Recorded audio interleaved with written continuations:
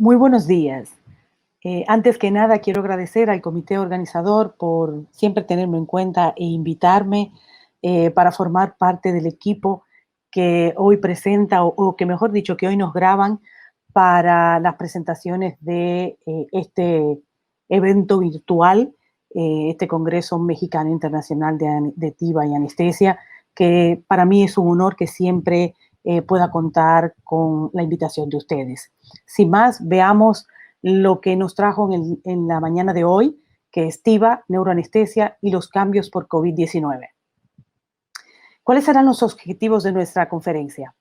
Ver y repasar la fisiología cerebral, justificar por qué vamos a utilizar TIVA en los pacientes neuroquirúrgicos, cuál es el target, los objetivos que vamos a tener para manejar con TIVA en los pacientes de neuroanestesia, cuáles son las modificaciones que la SNAC nos ha recomendado en este año para trabajar con los pacientes de COVID-19 y cuáles serán nuestras conclusiones. Lo primero que declaro es que no tengo ningún conflicto de intereses para la elaboración de esta conferencia. Y comienzo diciendo que el cerebro es un órgano único, que es un órgano netamente metabólico y consume dos sustratos, glucosa y oxígeno.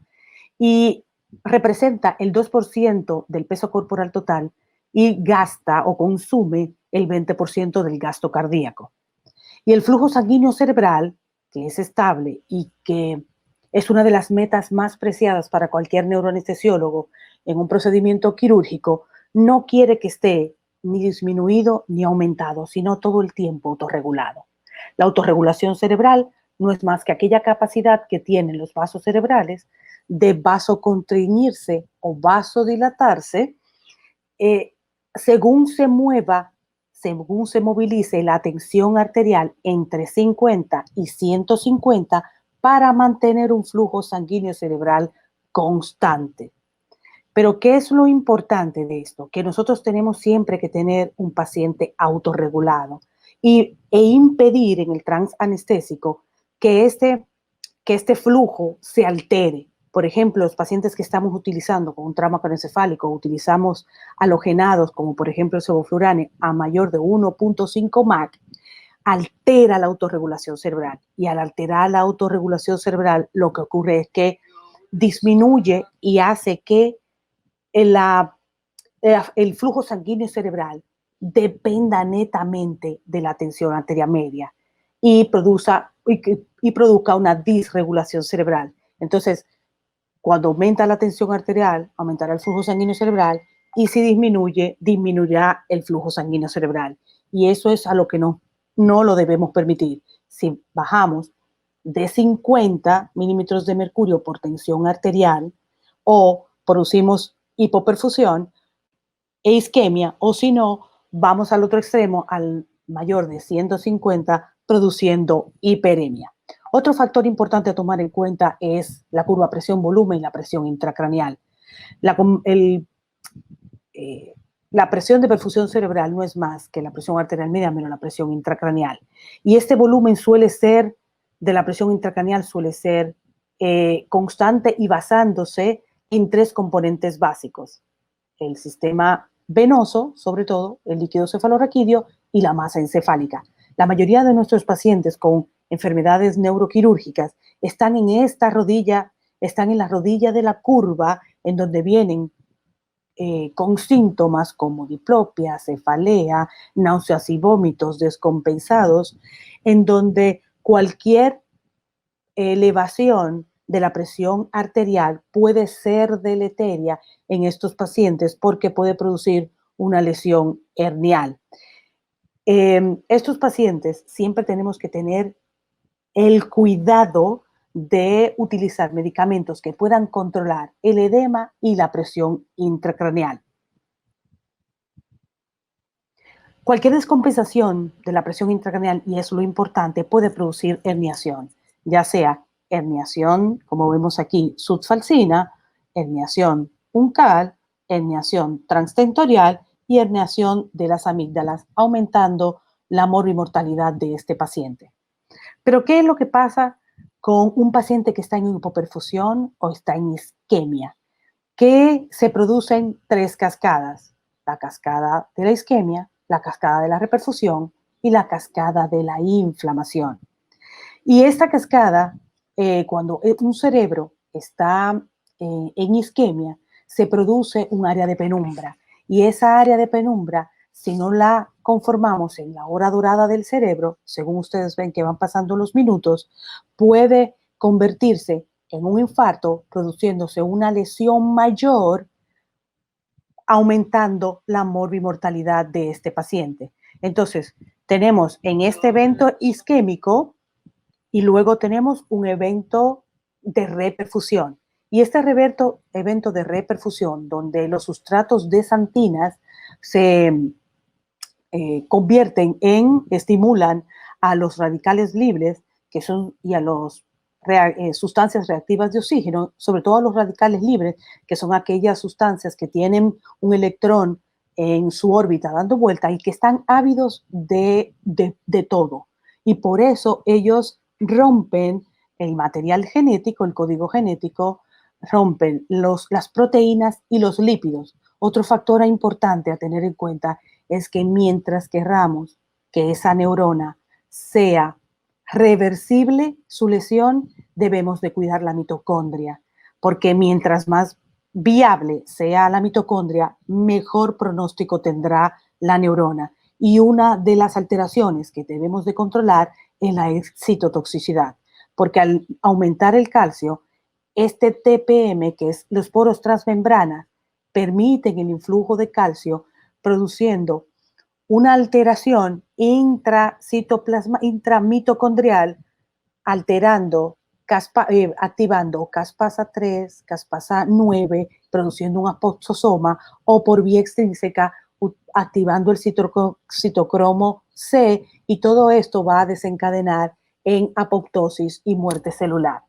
Pero por otro lado, tenemos la cascada, ya vimos la cascada isquémica, la cascada de reperfusión, y esta cascada que vamos a ver ahora, que es la que utiliza, que es la cascada de inflamación, y esta cascada, el punto importante es que tiene moléculas de adhesión que según estén presentes selectinas y integrinas, pueden aunarse a leucocitos, a plaquetas y formar verdaderos trombos, produciendo hipoperfusión y disminuyendo el flujo sanguíneo. O sea que al final tenemos una neurona que está lesionada, que está hipoperfundida, que no tiene energía para producir, porque no tiene sustrato, al no tener flujo sanguíneo, y esto va a llevar a muerte neuronal. Como si esto fuera poco, también se lesiona la barrera hematoencefálica, porque al lesionarse las proteínas, ocludinas y claudinas que son las que permiten la estrechez de esta barrera y permiten el paso de leucocitos, esos leucocitos por diapédesis van a producir mayor proceso inflamatorio, haciendo un círculo vicioso. Entonces, ¿cuáles serían nuestras metas anestésicas para evitar todas estas cascadas? Aumentar el flujo sanguíneo cerebral.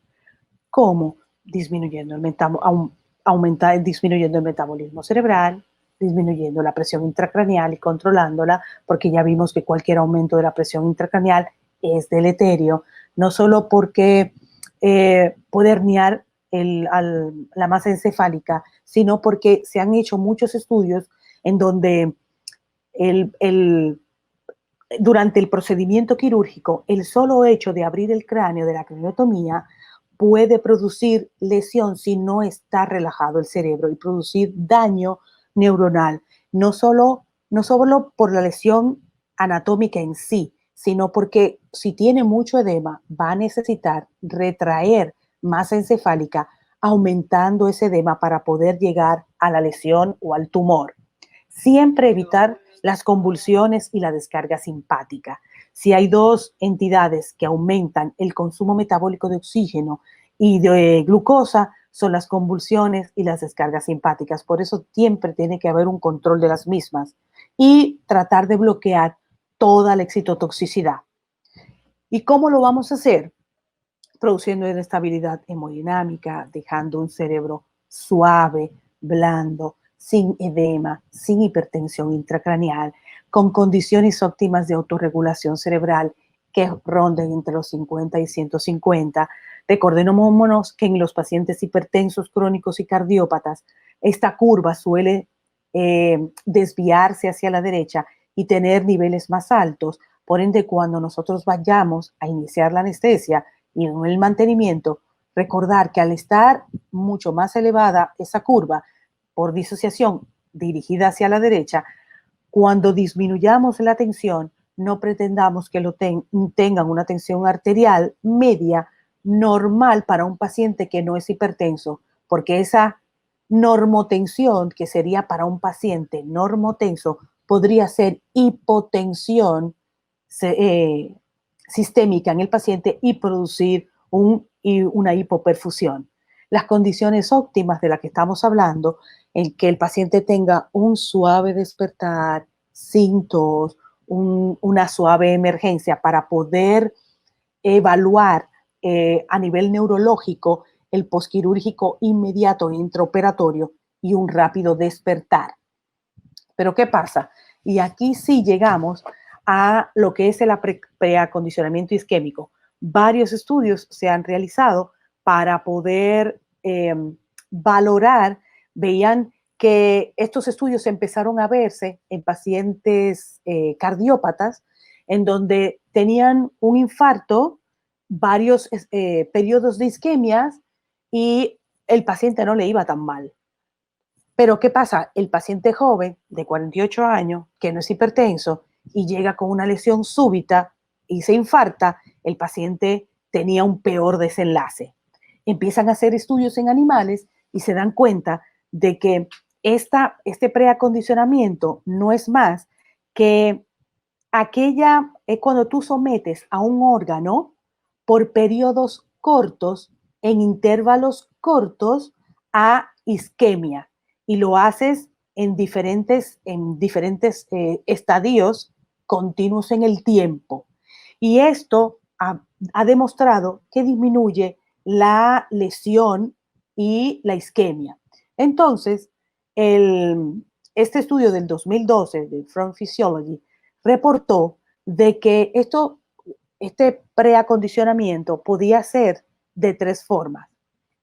Preacondicionamiento cuando era preisquémico, percondicionamiento cuando era en el momento isquémico y postcondicionamiento cuando era en el momento de reperfusión. Y todas estas condiciones de órganos que se daba en el órgano para llegar a un objetivo se hacía a través de alterar todos estos mediadores y señales intracelulares a través de modificar las vías neuronales, el factor humoral y la respuesta sistémica. Este estudio, que fue un estudio multicéntrico, aleatorio y prospectivo, lo que quiso fue explorar la eficacia y la seguridad del acondicionamiento isquémico remoto para ver si el paciente con un ictus, un stroke moderado, con escala de Rankine modificada disminuida, pues pudiera tener un mejor desenlace neurológico. Y lo que hicieron fue que tomaron diferentes momentos, presiones en el brazo, en un miembro superior, con un tensómetro a más de 200 por 10 segundos y lo iban repitiendo.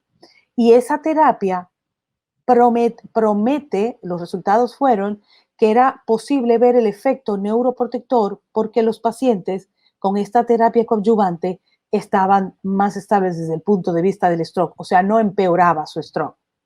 ¿Y qué era el post-acondicionamiento? Era el modular la respuesta del endotelio vascular sistémico. Sigue siendo una maniobra terapéutica para el momento de reperfusión que puede ser de dos vías, o mecánica o farmacológica, y se hacían con ciclos repetitivos de reperfusión ininterrumpida. Y aquí le hago la salvedad de vuelta, en donde cuando queremos preservar la neurona, tenemos que cuidar la mitocondria y evitar que haya una excitotoxicidad para que ese daño, ese calcio, ese influjo de calcio no entre y active por vía extrínseca e intrínseca la apoptosis y muerte celular. Entonces, este precondicionamiento farmacológico al final lo podemos hacer por medicamentos. Entonces, veamos qué tenemos.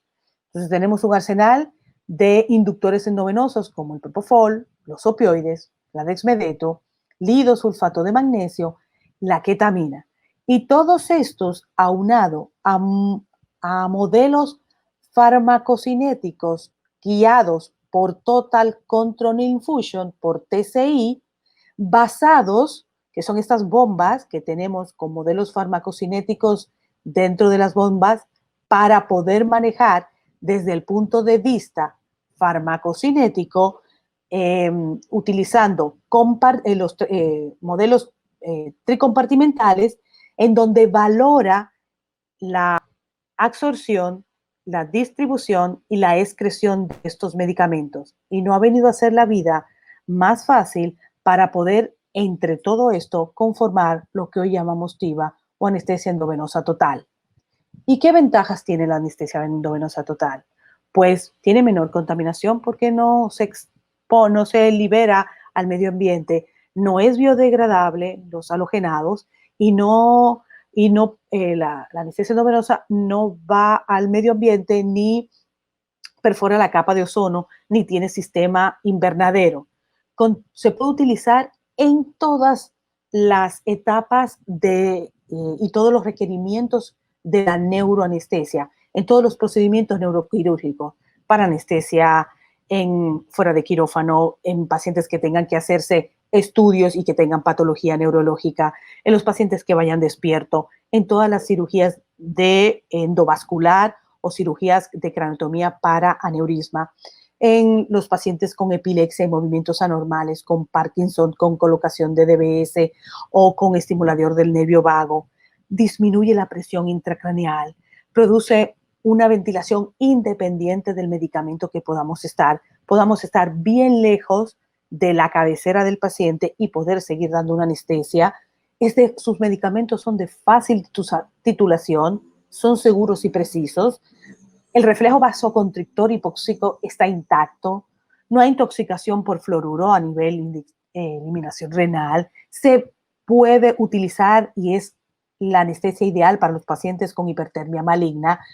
Disminuye la incidencia de náuseas y vómitos y todavía las guías de Samba pues siguen utilizando las benzodiazepinas y el propofol para los pacientes que queramos disminuir la incidencia de náuseas y vómitos, produce menor inmunosupresión y una rápida recuperación en donde podamos ver rápidamente a estos pacientes. Si comparamos el propofol con los halogenados para mantener una anestesia durante una craneotomía normal, este metaanálisis nos informó que controlaba con la presión intracraneal y la presión de perfusión cerebral en mejores condiciones, con una P estadísticamente significativa en favor a la anestesia endovenosa total. Todos los anestésicos inhalados endovenosos tienen repercusión en los principales factores cerebrales como son el flujo sanguíneo cerebral, la tasa metabólica o consumo metabólico de oxígeno y la presión intracraneal. Y veremos que los endovenosos, exceptuando la ketamina, pues todos disminuyen ligeramente el flujo sanguíneo, el consumo metabólico y la presión intracraneal, siendo beneficioso, igual que la dexmedetomidina, exceptuando los opioides que pudieran aumentarlo siempre y cuando se pueden utilizar a altas dosis, mayores, sobre todo el remifentanil, aunque todos los hacen, por arriba de 5 microgramos por kilo. Entonces, ya realmente esa dosis no la utilizamos ni para inducción ni mucho menos para mantenimiento, porque en la actualidad la tendencia es a una anestesia multimodal basada en la anestesia endovenosa total.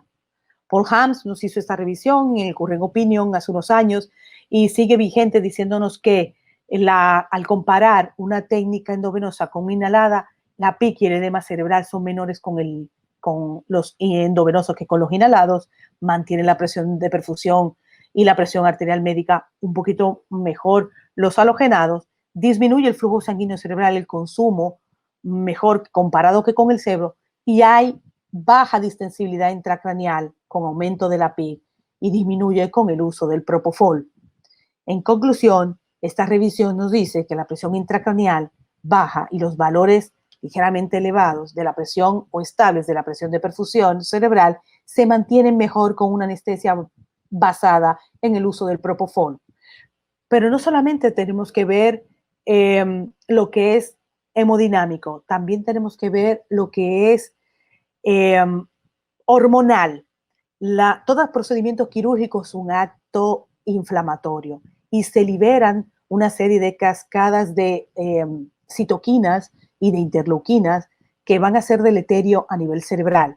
Pero no solo por eso, sino porque al hacer una injuria quirúrgica se liberan hormonas de estrés. Y estas hormonas de estrés, como epinefrina, norepinefrina, cortisol, etcétera, este estudio los evaluó y lo publicaron en Anestesia Analgesian y observaron de que para el control del estrés en estas hormonas lo midieron en los momentos más álgidos, al intubar, al hacer la incisión a nivel de la columna o cerebral, a nivel del cráneo, en la extubación y una hora después. Y vieron que el control tanto de la CTH como de la norepinefrina, como de la epinefrina, estuvieron más controladas con la anestesia endovenosa total.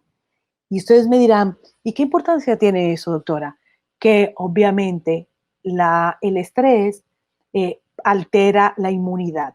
Y una de las características que se vienen estudiando desde hace unos años es la inmunoprotección que ofrece el propofol, porque inhibe la ciclooxigenasa y la prostaglandina 2.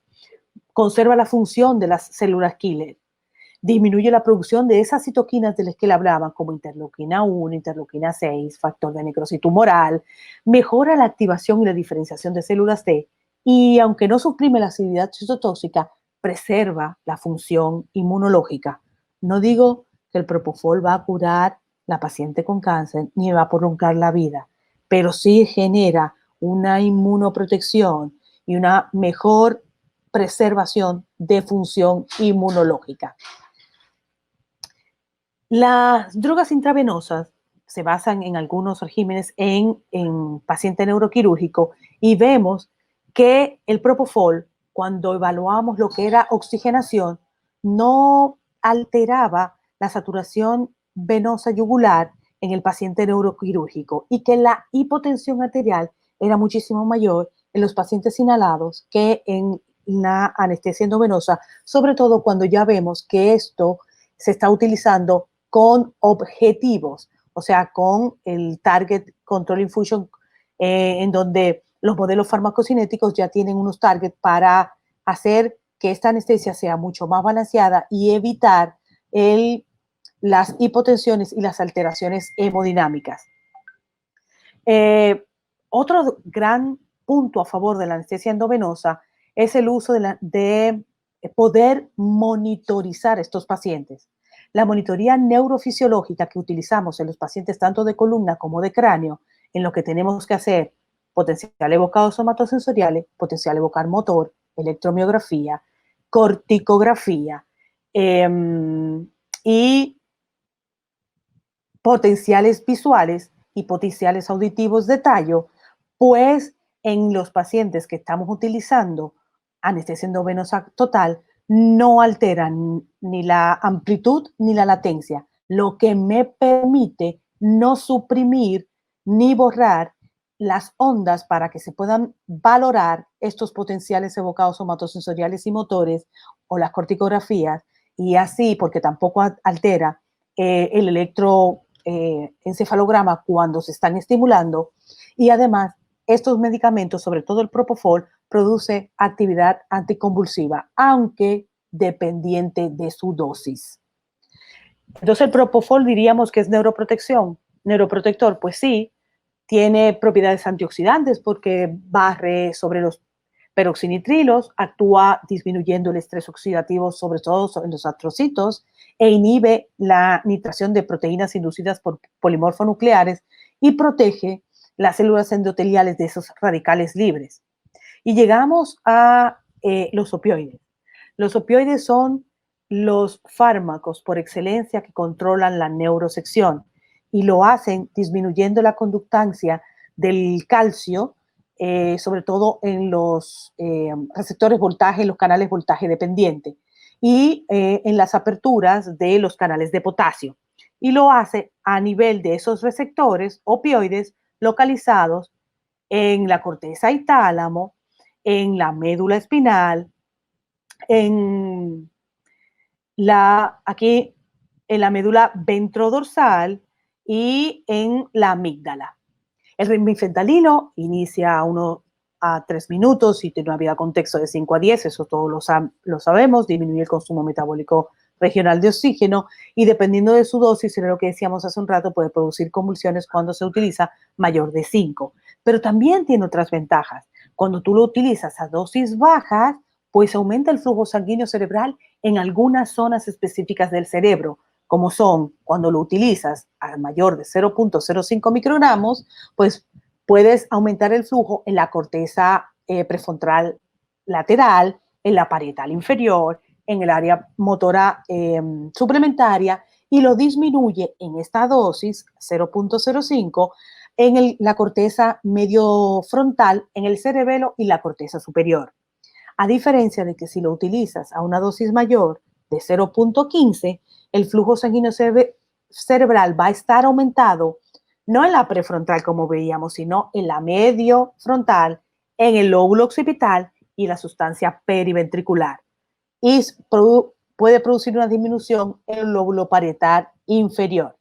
Disminuye la presión intracraneal y prácticamente no altera el consumo metabólico de oxígeno. Entonces, se puede utilizar como preacondicionamiento porque en definitiva disminuye la lesión cerebral por isquemia porque disminuye el factor de necrosis tumoral alfa, disminuye el citocromo C y la liberación y activación de la caspasa 3 y 4, que son las que forman un apoptosoma para activar la apoptosis neuronal. Y llegamos a los alfa 2, la desmedetomidina, creo que así como fue un antes y un después en el 80 con el propo y con el remifentanil, pues también lo es un antes y un después con la desmedetomidina. Es un alfa 2 agonista, sobre todo para A2A y 2B, en donde tiene muchísimo más selectividad por los A, trabaja a nivel del núcleo cerúleos y sus ventajas son producir analgesia leve, sedación y control sobre todo de la actividad simpática. Y eso es uno de sus más grandes beneficios. En este estudio publicado en el Journal Neurosurgical de Anesthesiology hace 2 años, ellos valoraron, midieron flujo sanguíneo cerebral, consumo metabólico, PTO2, presión intracraneal y flujo metabólico cerebral. Y ellos vieron que en humanos saludables estaba disminuido el flujo sanguíneo, el consumo metabólico y la presión intracraneal no se modificaba. Sin embargo, en los pacientes con aneurismas y traumas en aneurismas, veíamos y en fístulas arteriovenosas no tenía ninguna alteración el flujo sanguíneo cerebral, ni el consumo metabólico, ni la presión intracraneal. Y en el trauma cráneoencefálico, pues tenía o ligeramente bajo o igual, al igual que el consumo metabólico de oxígeno.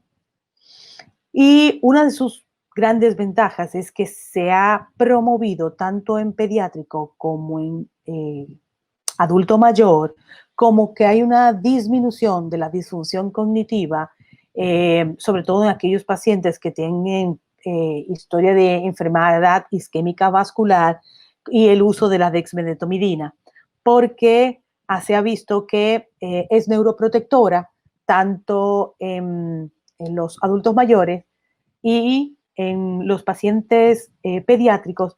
Los pacientes pediátricos, cuando se le da anestesia en más de 2 ocasiones, por más de 2 horas, de 1 hora, repetitivas en menores de 3 años, pues se ha visto que hay un aumento de incidencia de trastornos del aprendizaje y del trastorno para el comportamiento y para el aprendizaje, sobre todo en la lectoescritura. Y la desmedetomidina ha sido una de las drogas que el grupo de PANDA, que es los estudios más y los reportes que se dan anual para ver cómo andamos con este tema, de la neurotoxicidad en pediatría, pues ha visto que la desmetomidina es una de las drogas nobles para este grupo etario.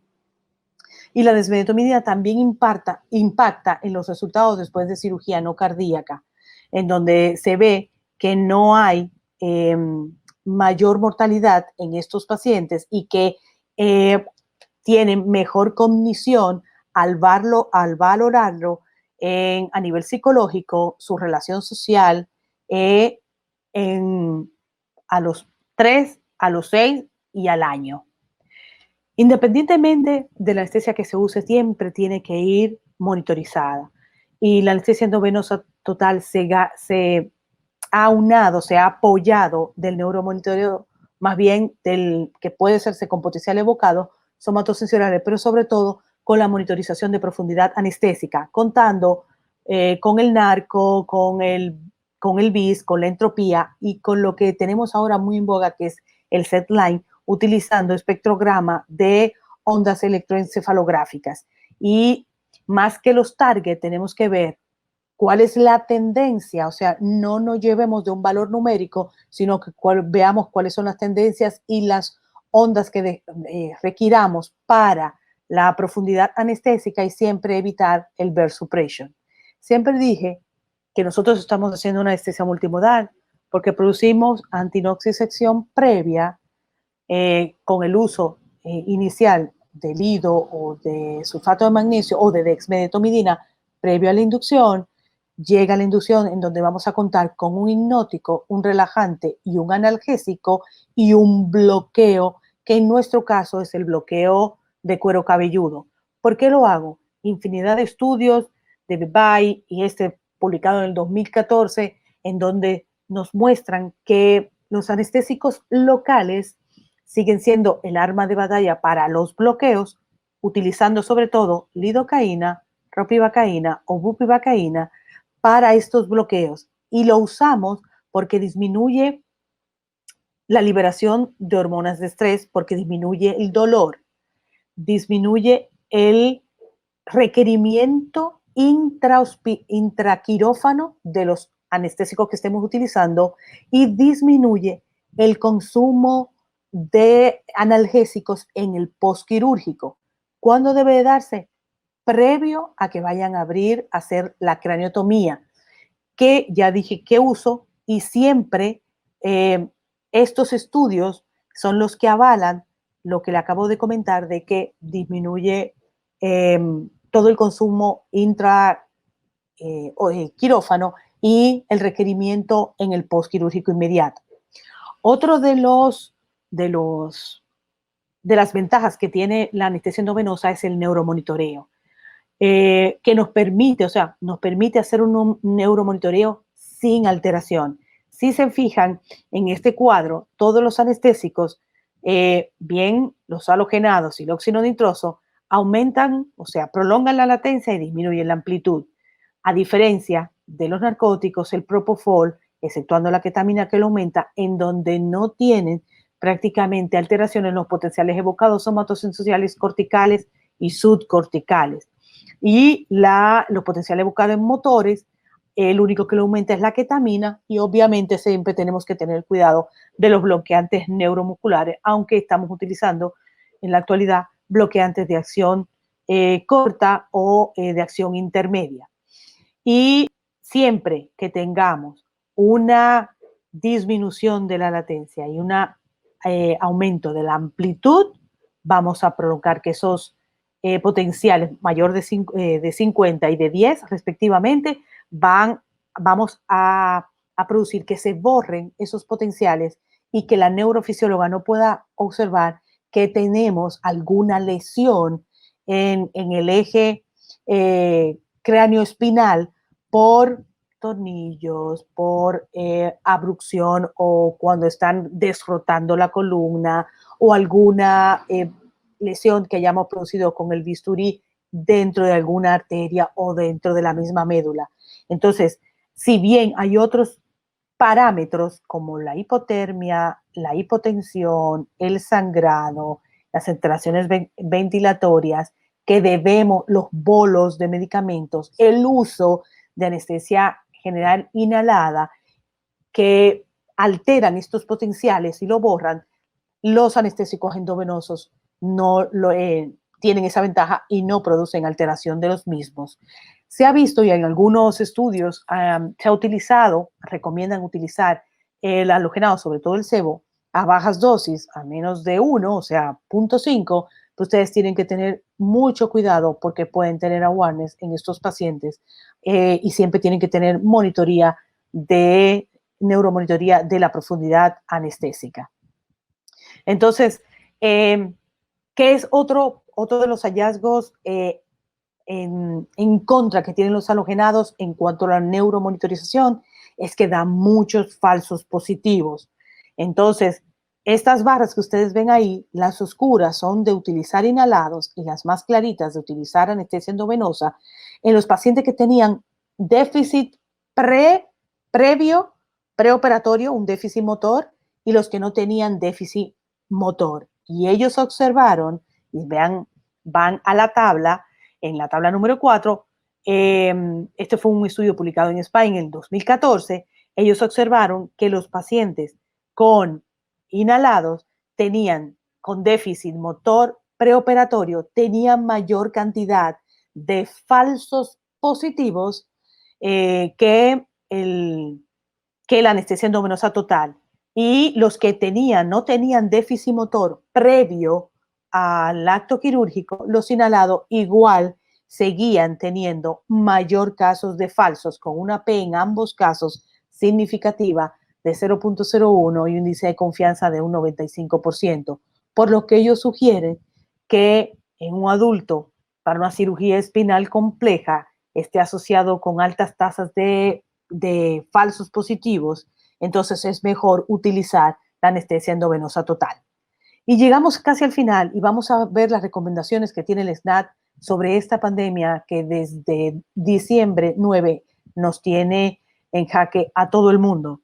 Y la SNAC sacó esta revisión y estas guías, de que es más bien que guías, son recomendaciones de expertos, en donde ella vio, primero, recomendarles que el 90,000 trabajadores de salud se han infectado por COVID en solamente el grupo de enfermería. Casi 154 médicos y ya de esto hace 2 meses. Centros grandes como China, países grandes como China, en donde estuvieron 3.387 de 77,000 pacientes con COVID habían sido infectados por esta entidad y que tenemos que tener cuidado. Por ende, la SNAC nos recomienda que ante un paciente que vayamos a manejar sospechoso o con COVID, tenemos que tener protección personal, no solo porque podemos contaminarnos nosotros y nuestros familiares, sino contaminar el quirófano y el personal de trabajo y de salud que hoy trabaja en cuidado intensivo, en unidad de cuidado intensivo, en quirófano y en la emergencia. Se ha visto que las microgotículas que expulsa un paciente cuando tose o cuando estornuda se quedan como fomites en la mesa, en madera, en metal, en cartón, en papel, por varios días, sin importar el tamaño. Por ende, eso produce aerolización y esa aerolización puede contaminar más el quirófano. Y la primera entidad, el primer acápite que nos da esta consideración del SNAT es: hagan una evaluación clínica minuciosa de estos pacientes, hagan imágenes de tórax, sobre todo tomografía, si van o sospechan, para completar el screening del paciente, y siempre un test de PCR para los pacientes que se vayan a operar. Sin ninguna duda, la protección de personal completa que incluye máscara N95 o su similar, y siempre tienen que tener cuidado, no solo nosotros, sino el paciente. También debe de ponerse su mascarilla, tanto al entrar en el quirófano y al salir cuando vayamos a transferirlo a la unidad de cuidado intensivo o a una sala. Este estudio nos muestra que los pacientes sometidos a cirugía deben de tener cuidado quiénes son los que se van a seleccionar. Y para eso debe de haber un grupo multidisciplinario, porque hay este estudio nos mostró con una línea en el tiempo en pacientes en China que se operaron y que resultaron positivos, en donde hubo una mortalidad de un 20.5%, en donde se admitían, se operaban y los primeros síntomas se veían alrededor de los 9 días, al 11º día tenían disnea, al 16º día tenían un síndrome de estrés respiratorio del adulto, y aunque si bien la mayoría de los pacientes que fallecieron tenían comorbilidades asociadas, pues el número fue alto porque falleció un 20.5%. Y hay factores asociados a esta mortalidad quirúrgica que no solamente es la mortalidad, que sería lo peor, sino que aumentan las complicaciones, con o sin enfermedad de coronavirus. Y esto fue un estudio que se publicó en Italia y ellos vieron que estos pacientes fallecían, fíjense la P en los pacientes con complicaciones pulmonares y la mortalidad. Entonces, tenemos pacientes que hacen más complicaciones tromboembólicas, más complicaciones pulmonares y síndrome de estrés respiratorio y se mueren más cuando estamos en pacientes con COVID. ¿Qué 3 entidades considera la SNAT para someterse a cirugía? El stroke, la craniotomía despierto y las cirugías endoscópicas, endonasales o transesferoidales. El código stroke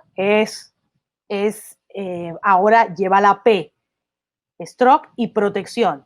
Siempre piensen que la hora dorada nunca antes, mejor dicha, del cerebro, sobre todo en todo paciente iscómico como es el stroke, en donde se pierden más de 2 millones de neuronas por minuto, y estos pacientes deben diagnosticarse, llamar y transferir a un centro con las mejores condiciones para resolver este problema. Esta entidad, para llegar a un establecimiento para resolverlo, no debe pasar, lo ideal es que llegue a la hora, pero si no llega, la terapia, trombectomía mecánica, como trombolisis, se va a dar trombolisis en las primeras 4.5 y después de ahí a una trombectomía mecánica, dependiendo de la consideración del endovascular. ¿Y qué nos recomienda ella?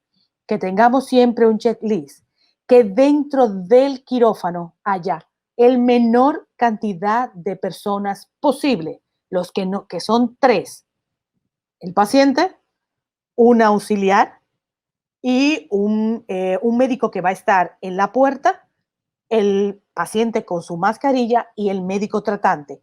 Y fuera, o sea, el anestesiólogo, y fuera de quirófano van a haber un líder auxiliar de anestesiología y una auxiliar que va a estar supliendo de lo que se requiera durante el procedimiento. Tenemos 2 opciones, o dormirlo o hacerlo despierto. Si decidimos dormirlo, la intubación debe hacerse con la persona con más capacidad y más habilidad para manejar una vía aérea compleja y con todo el equipo de protección personal, que incluye gorro, lentes o un face shield, un protector facial, una bata antifluidos completa, manga larga con doble guantes cuando va a manejar la vía aérea, y las botas o polainas son opcionales. Siempre debe hacerse preferiblemente con un videolaringoscopio y preferiblemente en un lugar cerrado donde haya presión negativa. ¿A qué pacientes lo vamos a someter a un dormido? El paciente que tosa, que no esté cooperando, que haya vomitado o que vaya a vomitar, que tenga náusea, que él no tenga protección de su vía aérea, que tenga un NISH mayor de 15 o un Glasgow menor de 9, que tenga un ictus de una circulación posterior o una oclusión de un hemisferio dominante, que esté agitado, que no coopere. Ese paciente debe ir intubado y bajo anestesia endovenosa con todos los monitoreos y target de los que ya hemos hablado. ¿Pero podemos hacerlo despierto? Sí, siempre y cuando tengamos absolutamente seguro que es de circulación anterior, que el paciente no tose, que está estable, que no es de hemisferio dominante, que el paciente coopere y que yo no tenga duda de que en el transquirúrgico ese procedimiento se me vaya a convertir en una emergencia y hacerlo con cerrado y tener que intubar de emergencia, porque en la emergencia ocurren muchos errores y es donde la mayor parte de las personas que están trabajando se pueden contaminar.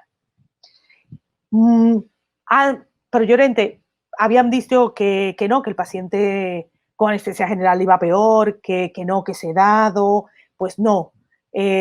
Dos grandes estudios como el ANSTROK hicieron, eh, reportaron en el 2015 y el 2017 y el Goliath, perdón, que no hay diferencia en utilizar sedación versus anestesia general.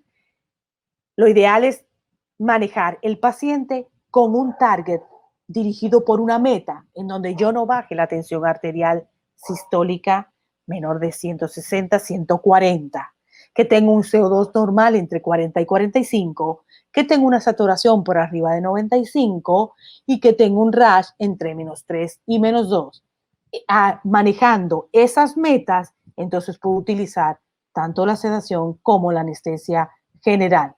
Para la craniotomía despierto, ¿cuándo se va a hacer? La craniotomía despierto no es un procedimiento de emergencia, porque si lo fuera, pudiera hacerse ese mismo procedimiento por un tumor que pudiera estar tendiéndose a hacerse abierta.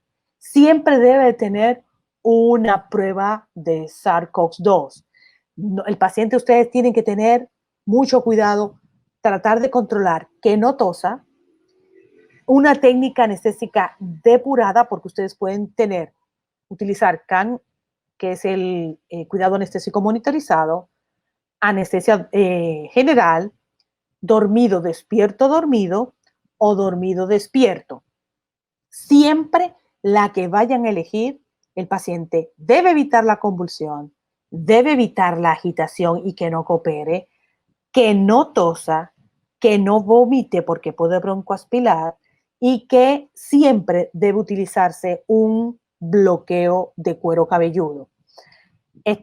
Siempre estos pacientes debe estar cubierto, debe tener su mascarilla a menos que se vaya a estimular y la protección completa del equipo quirúrgico que esté utilizando.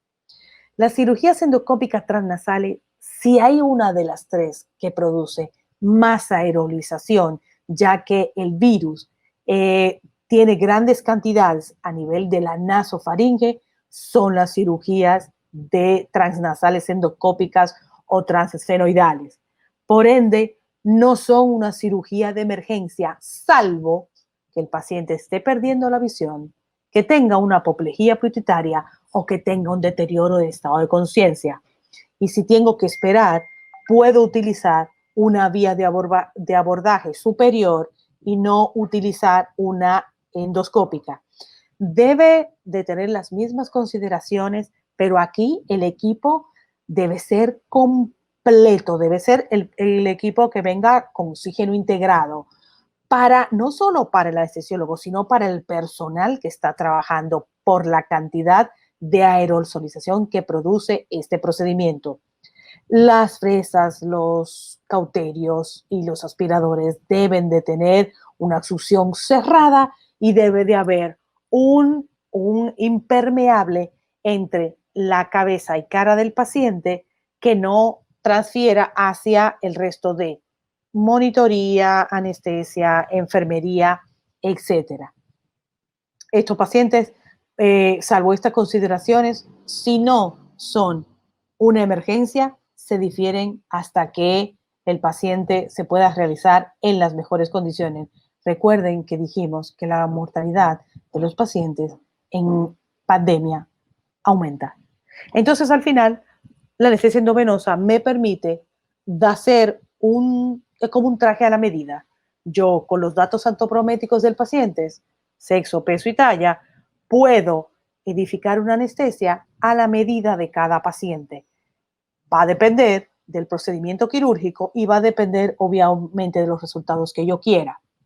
Y me despido con este estudio de reemergencia de TIVA por COVID que he publicado en el Indian Journal of Anesthesia en este año, en donde me dice que la TIVA durante la pandemia debe disminuir, reduce el delirio postoperatorio, la agitación y las náuseas y vómitos.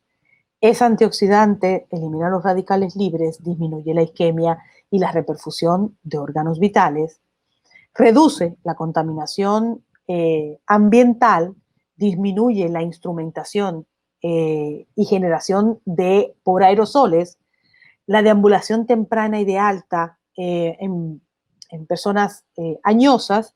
Hay una inmunomodulación que aumenta la inmunidad innata y disminuye la tormenta de citoquinas y también produce un suave y delicioso despertar que me permite hacer una valoración neurológica temprana para ver que no se haya añadido ningún déficit neurológico actual. ¿Con qué concluyo? Con que la anestesia endovenosa crea las condiciones óptimas para la neurocirugía. Me disminuye la presión intracraneal, controla el edema cerebral, me aumenta el flujo sanguíneo cerebral y el consumo metabólico de oxígeno, tiene propiedades neuroprotectoras, antiinflamatorias y antieméticas, no interfiere con la monitorización neurofisiológica porque no me altera ni la amplitud ni la latencia de ninguno de los potenciales evocados somatosensoriales y motores, permite utilizarlo en todos los ámbitos del requerimiento del neurocirujano, como endovascular, cirugías, anatomías despierto, neurocirugías funcionales, neurocirugías de columna. Produce un suave y un rápido despertar, lo que me hace sustituible y rápidamente utilizable el quirófano y la cama de este paciente. Seguro y es la anestesia y es irrevocable la indicación 1A de anestesia endovenosa total para los pacientes con hipertermia maligna y conforma un pilar de la anestesia multimodal, ya que produce antinocicepción, sedación e hipnosis, analgesia y bloqueos, que en nuestro caso son los bloqueos de Scalpes. Muchísimas gracias.